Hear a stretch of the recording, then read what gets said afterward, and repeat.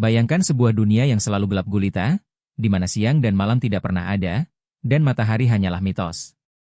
Di kedalaman samudra kita, ada sebuah alam semesta tersembunyi yang dihuni oleh makhluk-makhluk paling aneh dan menakjubkan di bumi.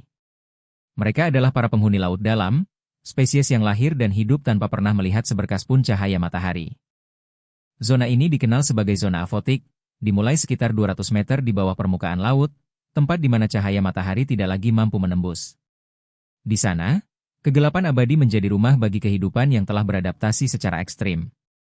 Kondisi di zona ini sangat berbeda dengan kehidupan di permukaan, menciptakan tantangan unik bagi setiap makhluk hidup. Selain kegelapan total, lingkungan laut dalam juga dicirikan oleh tekanan air yang luar biasa besar, suhu yang sangat dingin mendekati titik beku, dan kelangkaan sumber makanan. Ini adalah habitat yang paling ekstrim di planet kita, sebuah lingkungan yang menguji batas-batas adaptasi biologis. Makhluk-makhluk di sini harus menemukan cara inovatif untuk bertahan hidup di tengah kondisi yang tidak bersahabat ini. Tanpa cahaya matahari, fotosintesis, proses dasar bagi sebagian besar kehidupan di bumi, tidak mungkin terjadi di laut dalam. Lantas, bagaimana mereka mendapatkan energi? Sebagian besar bergantung pada salju laut, yaitu sisa-sisa organik yang jatuh dari permukaan, atau melalui kemosintesis, proses mengubah bahan kimia menjadi energi. Ini adalah rantai makanan yang sangat berbeda dan unik. Salah satu adaptasi paling menakjubkan di laut dalam adalah bioluminesensi, kemampuan untuk menghasilkan cahaya sendiri. Makhluk-makhluk ini menggunakan cahaya untuk berbagai tujuan, mulai dari menarik pasangan dan memangsa, hingga menakut-nakuti predator. Cahaya yang mereka hasilkan seringkali biru atau hijau, karena warna-warna ini paling efektif menembus air laut. Mari kita berkenalan dengan anglerfish, salah satu predator paling ikonik di laut dalam. Ikan ini memiliki pancing bioluminescent yang tumbuh dari kepalanya, disebut SK, yang digunakan untuk memikat mangsa yang tidak curiga. Cahaya kecil ini menjadi satu-satunya harapan bagi mereka untuk menemukan makanan di kegelapan abadi. Begitu mangsa mendekat, ia langsung dilahap oleh mulut besarnya. Anglerfish juga menunjukkan adaptasi reproduksi yang sangat unik. Jantan, yang jauh lebih kecil, menempel secara parasit pada betina, menyatu dengan tubuhnya dan berbagi sistem peredaran darah.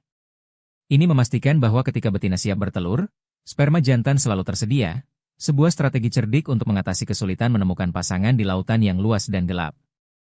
Kemudian ada vampire squid, atau cumi-cumi vampir, yang meskipun namanya menakutkan, sebenarnya adalah makhluk yang cukup lembut. Mereka memiliki mata merah besar yang sensitif terhadap cahaya redup, dan kulit mereka berwarna hitam beludru. Ketika terancam, mereka bisa membalikan jubahnya, memperlihatkan duri-duri yang menakutkan dan menyembunyikan diri dalam kegelapan. Vampire squid juga menggunakan bioluminesensi dengan cara yang unik. Mereka memiliki organ penghasil cahaya di ujung tentakelnya dan juga di seluruh tubuh. Mereka bisa memancarkan awan lendir bioluminescent sebagai taktik pengalih perhatian, membingungkan predator sambil melarikan diri. Ini adalah pertunjukan cahaya yang memukau sekaligus efektif dalam bertahan hidup. Giant isopod, atau isopoda raksasa, adalah kerabat jauh dari kutu kayu yang kita kenal, namun ukurannya bisa mencapai panjang 50 cm. Makhluk ini adalah pemulung penting di dasar laut, memakan bangkai hewan yang jatuh dari atas.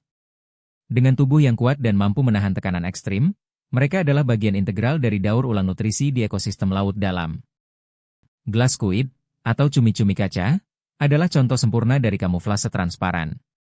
Tubuh mereka hampir seluruhnya bening, membuat mereka sangat sulit terlihat oleh predator maupun mangsa di perairan yang gelap.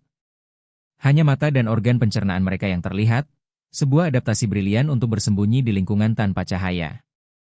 Di dekat ventilasi hidrotermal, di mana air panas dan mineral keluar dari kerak bumi, kita menemukan tube worms raksasa.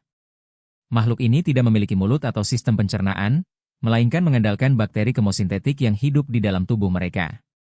Bakteri ini mengubah senyawa sulfur dari ventilasi menjadi energi, mendukung kehidupan tube worms di lingkungan ekstrim ini. Dumbo octopus, dinamai sesuai karakter Dumbo karena sirip telinganya yang besar, adalah gurita laut dalam yang menggemaskan. Mereka menggunakan sirip ini untuk berenang dan melayang di dekat dasar laut, mencari makanan.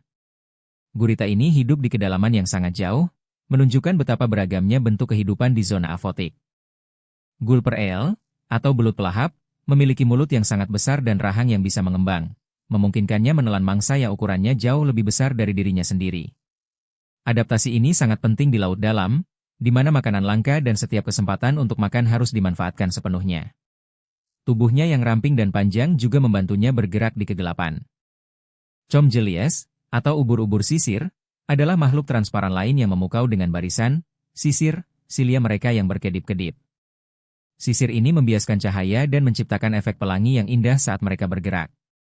Banyak spesies juga bioluminescent, menambahkan keindahan dan misteri pada penampilan mereka saat mereka melayang di kegelapan abadi.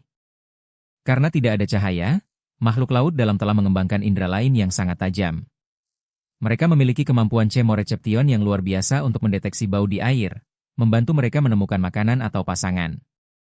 Selain itu, indera mechanoreception mereka memungkinkan untuk merasakan getaran kecil di air, mendeteksi pergerakan mangsa atau predator di sekitar mereka.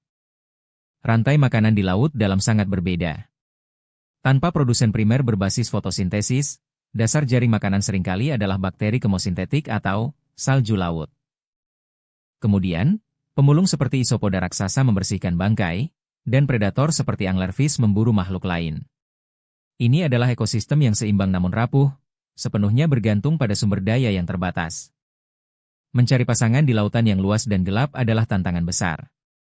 Beberapa spesies menggunakan bioluminesensi sebagai sinyal, sementara yang lain mungkin melepaskan feromon untuk menarik pasangan dari jarak jauh. Adaptasi seperti anglerfish jantan yang parasit adalah contoh ekstrim bagaimana evolusi telah membentuk strategi reproduksi yang unik untuk memastikan kelangsungan hidup spesies. Meskipun ekstrim, manusia terus berusaha menjelajahi dan memahami dunia laut dalam ini. Dengan bantuan kapal selam dan ROV, Remotely Operated Vehicles, berteknologi tinggi, kita perlahan-lahan mengungkap misteri-misteri yang tersembunyi.